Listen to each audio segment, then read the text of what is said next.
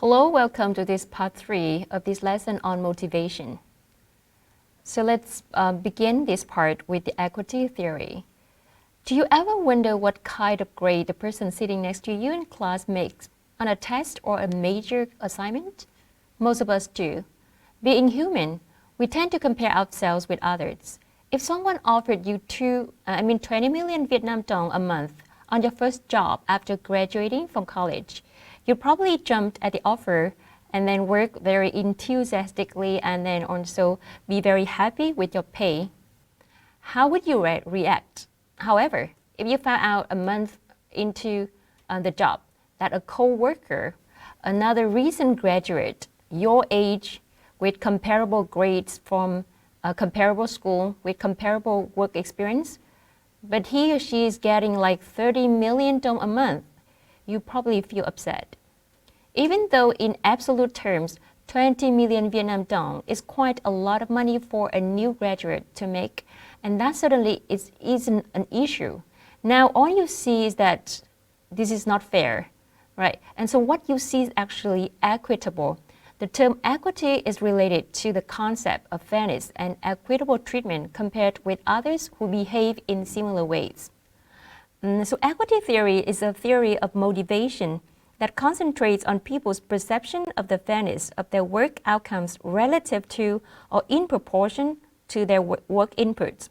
Equity theory complements expectancy and need theories by focusing on how people perceive the relationship between the outcomes they receive for the jobs and the inputs they contribute. Equity theory was formulated in the 1960s by Stacey Adams, who stressed that what is important in determining motivation is the relative rather than the absolute levels of outcomes a person receives and inputs a person contributes. Equity exists when a person perceives his or her own outcome input ratio to be equal to a reference outcome input ratio. Under conditions of equity, if a referent receives more outcomes than you receive, the referent contributes proportionally more inputs to the organization, so his or her outcome input ratio is still equal to your ratio. Inequality or lack of fairness exists when a person's outcome input ratio is not perceived to be equal to a reference.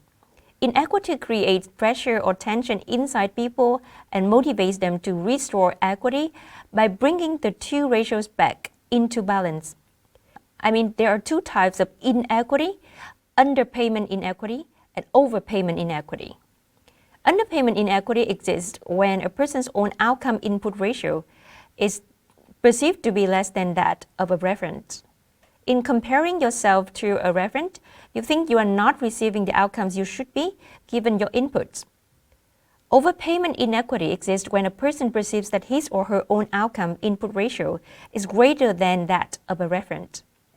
According to the equity theory, both underpayment inequity and overpayment inequity create tension that motivates most people to restore equity by bringing the ratios back into balance. The question is, what are the ways to restore equity? Please check the textbook for the answer. Let's talk about different types of equity and justice in organizations. Equity theory, because of its focus on the fair distribution of outcomes in organizations to foster high motivation, is often called a theory of distributive justice. So let's talk about this first. Distributive justice refers to an employee's perception of the fairness of the distribution of outcomes, such as promotions, pay or job assignments, or working conditions in an organization.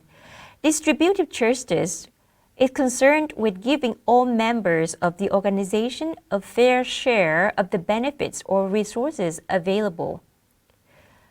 Procedural justice refers to an employee's perception of the fairness of the procedures used to determine how to distribute outcomes in an organization. For example, if important outcomes such as pay or promotions are distributed based on performance appraisals, and an employee perceives that the procedure that is used to appraise or evaluate performance is unfair, then procedural justice is low and motivation is likely to suffer. Procedural justice is concerned with making and implementing decisions according to fair processes that ensure fair treatment.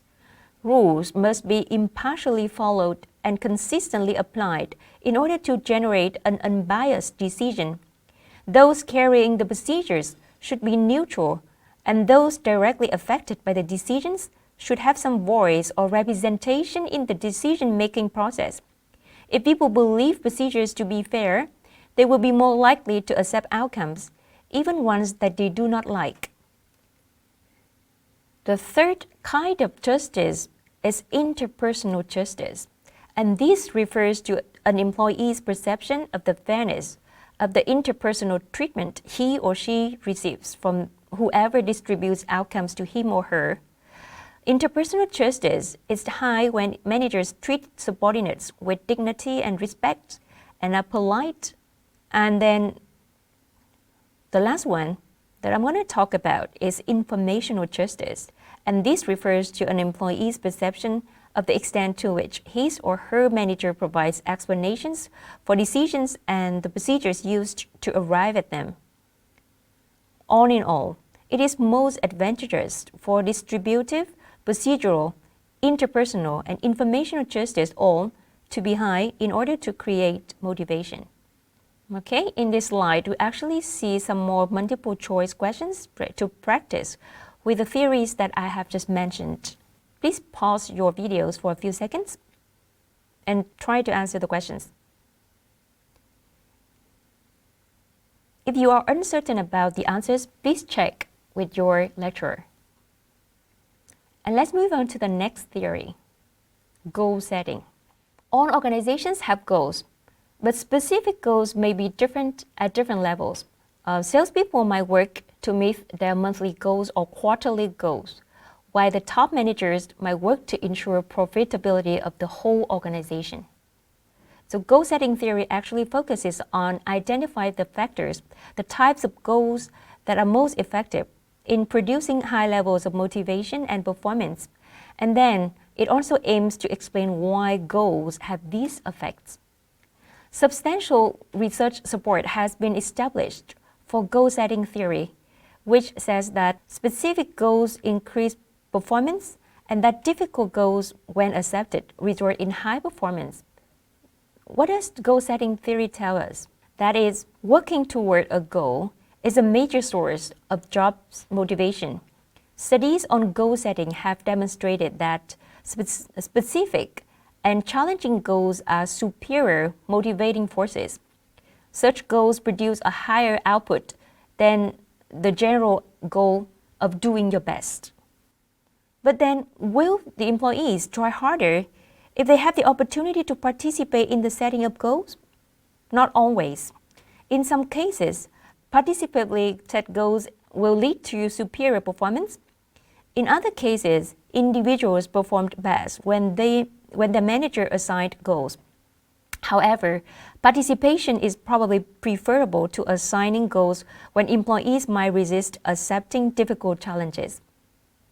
And then finally, we know that people will do better if they get feedback on how well they're progressing toward their goals, because feedback helps identify discrepancies between what they've done and what they want to do.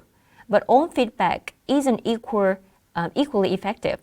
Self-generated feedback, where an employee monitors his or her own progress, has been shown to be a more powerful motivator than feedback coming from someone else. 3 other contingencies besides feedback influence the goal performance relationship, and that's goal commitment, self-efficacy, and national culture. Here are some multiple choice questions to recap. Again, please check with your lecturer if you're not sure about any answer. Yeah, and that's the end of part 3 of the lesson.